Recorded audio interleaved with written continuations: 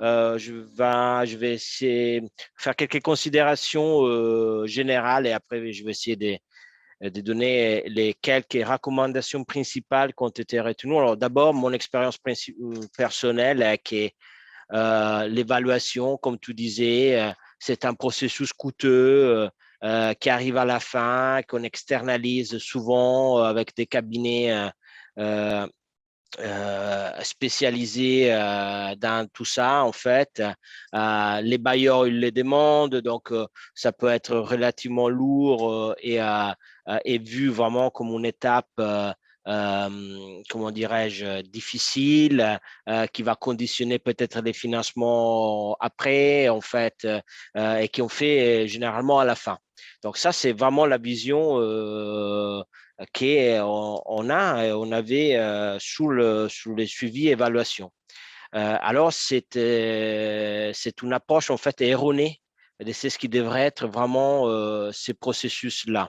En tout cas, par rapport à ce que nous avons pu les témoigner avec différents échanges avec des partenaires qui ont mis en place des pratiques, des suivis et d'évaluations différentes, beaucoup plus finalisées vraiment à une amélioration du projet et des activités. Un bon suivi, un bon processus de suivi et évaluation tout au long du projet permet en réalité de pouvoir adapter le projet en cours de route. Et donc, ce n'est pas une étape finale où on est sanctionné, mais vraiment un outil qui devrait être mis en place. D'ailleurs, je commence un peu par la fin. Je suis pas trop, je vais pas suivre trop les slides, mais comme ça, la discussion, je crois que c'est un peu plus fluide. Mais pour moi, le point important est vraiment ce processus d'évaluation, c'est les cadres de l'évaluation du suivi doit être conceptualisé au début du projet, pas à la fin, pas uniquement, ne doit pas être uniquement une ligne dans le budget. Doit être vraiment, il faut prendre le temps entre les partenaires pour se doter, concorder un cadre général pour pouvoir suivre l'évolution du projet. Là, on est vraiment dans le concret. On parle vraiment d'un programme qui se met en place après toutes les étapes que nous avons écoutées ces derniers jours. Alors, quelques donc, conseils ou pistes à garder en tête. Alors, le premier est que toutes les parties doivent être impliquées dans ce processus. Ça ne peut pas être en fait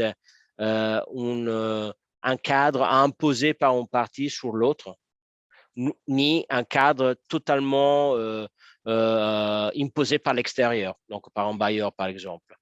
Si c'est le cas, si le bailleur prévoit un cadre particulier, une négociation peut intervenir du début avec les bailleurs au départ pour bien en fait préciser les attentes que les partenaires qui mettent en place le projet ont par rapport au projet. Donc, en fait, il y a cette partie des négociations qui est envisageable si les cadres qui est proposé, par exemple, par un bailleur, est trop restrictif et pas suffisamment flexible. Euh, Deuxième point, deuxième conseil, ces cadres doivent être simples. On peut aller jusqu'à la complexité la plus absolue avec des indicateurs très précis, etc. Mais le conseil qui est donné est qu'en réalité, plus les cadres est simple et flexible, mieux c'est pour pouvoir, disons, conduire étape par étape, suivre étape par étape l'évolution du projet.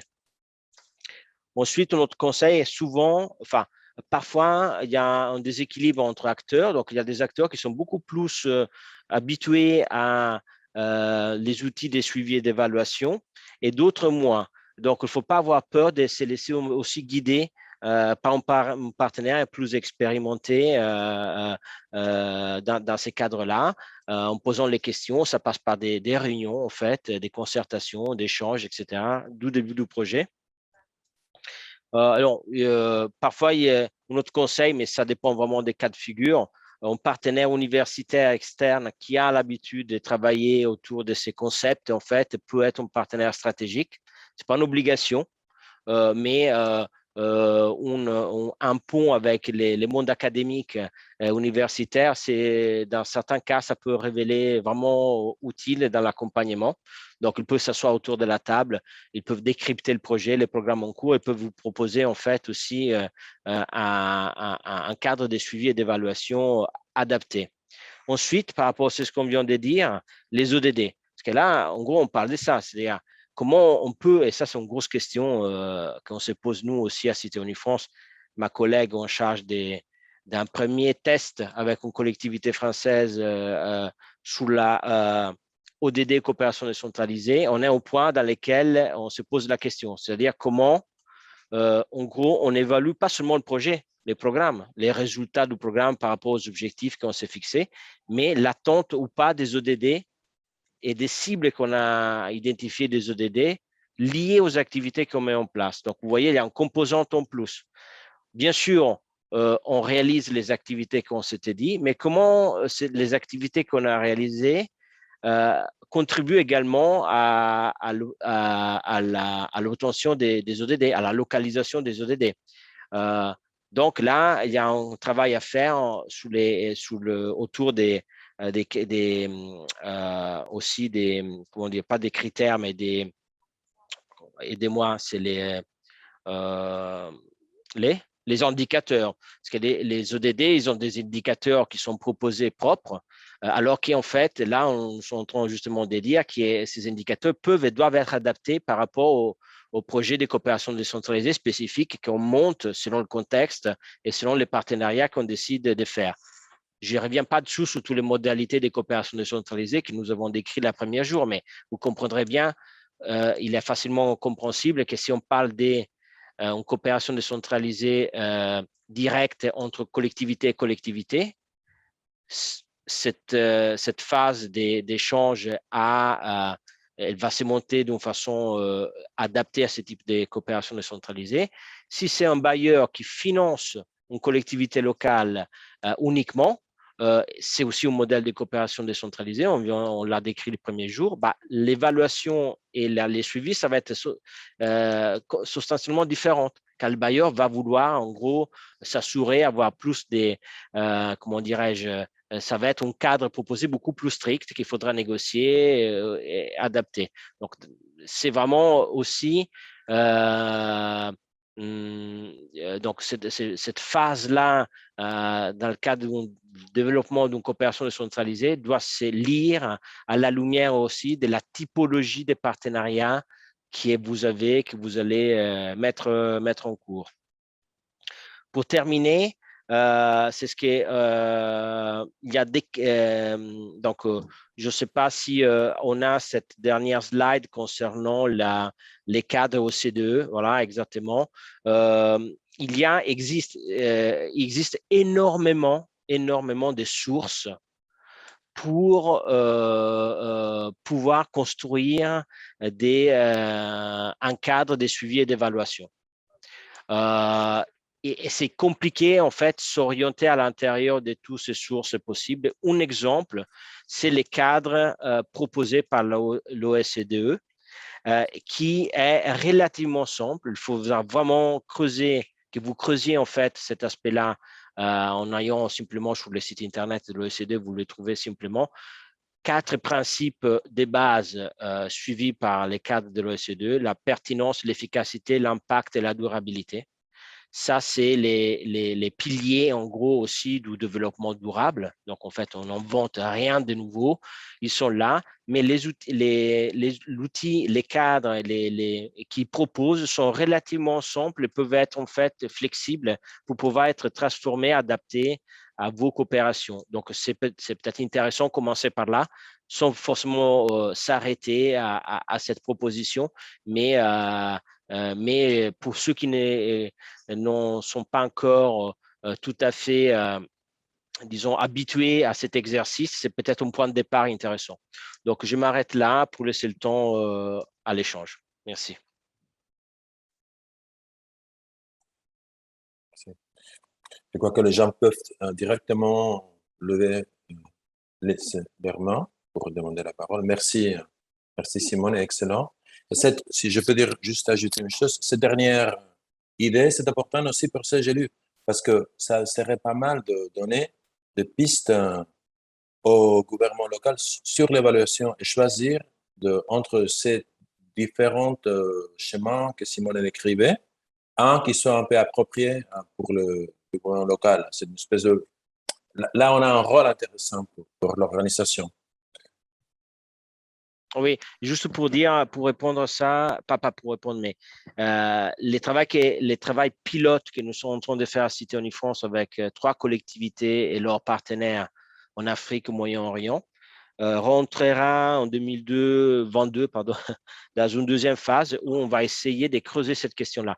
Donc, il n'est pas impossible que aussi nous, en tant que praticiens de la coopération décentralisée, nous pourrons vous montrer les résultats de cette partie-là du test et vous proposer en tout cas pour ce que c'est notre corps de métier, la coopération entre collectivité et collectivité qui est une modalité parmi les autres. Mais pour cela, l'ambition, c'est essayer d'avoir un cadre simple à proposer à nos membres pour les suivis et l'évaluation des projets de coopération décentralisée à la lumière des ODD. Donc, c'est ça l'idée qu'on a, les chantiers qu'on a pour 2022. Oui, oui, c'est très bien. On a toujours quelques minutes pour les questions-réponses. Simon de les gérer. Oui, très bien. Donc, Monsieur Diané, vous avez la parole. D'accord, Monsieur Simone. Merci à tous les présentateurs. C'était de très belles présentations. Ma question s'adresse particulièrement à toi, Simone. En fait, c'est par rapport au suivi et évaluation. Nous avons parlé du suivi et évaluation. Par contre, nous n'avons pas touché la capitalisation. Je pense que ça devrait être une dernière phase de suivi et évaluation, parce qu'après, il faut capitaliser sur le projet, qu'est-ce qui a marché, qu'est-ce qui n'a pas marché, pour ne pas reprendre les mêmes erreurs. Ma question, c'est de savoir, est-ce qu'on peut capitaliser un projet de coopération décentralisée pour un autre territoire qui n'est pas engagé dans une coopération décentralisée? Vu qu'ils n'ont pas peut-être les mêmes accompagnements, ils n'ont pas les mêmes parties prenantes peut-être, mais est-ce que c'est possible de capitaliser un projet déjà mis en œuvre dans une coopération décentralisée pour pouvoir le dupliquer sur un autre territoire qui n'est pas du tout engagé dans la coopération décentralisée? Très bien, c'est une bonne question. Peut-être j'y réponds en attendant de voir s'il y a d'autres questions qui vont arriver entre-temps. Tout à fait. Alors, la question de la capitalisation est centrale. Alors, je ne sais pas si on la place forcément à la fin du processus d'évaluation et de suivi. Oui, pourquoi pas, mais aussi la communication, je crois. En fait, ça peut rentrer carrément dans une phase de communication finale. Alors, il est vrai que c'est une partie pas simple à faire, c'est-à-dire qu'effectivement, la diversité des coopérations dans les territoires fait qu'une capitalisation universelle et donc peut être compliquée. Par contre, on a des modèles de plus en plus, des exemples qui doivent en fait se traduire en fiches simples, techniques, qui montrent en fait comment un projet s'est déroulé. Nous, à Cité Unifrance, pour les coopérations franco-monde, on a une trentaine de pays dans le monde avec lesquels les collectivités françaises travaillent. On recense jusqu'à là les coopérations décentralisées existantes, les projets qui ont été faits.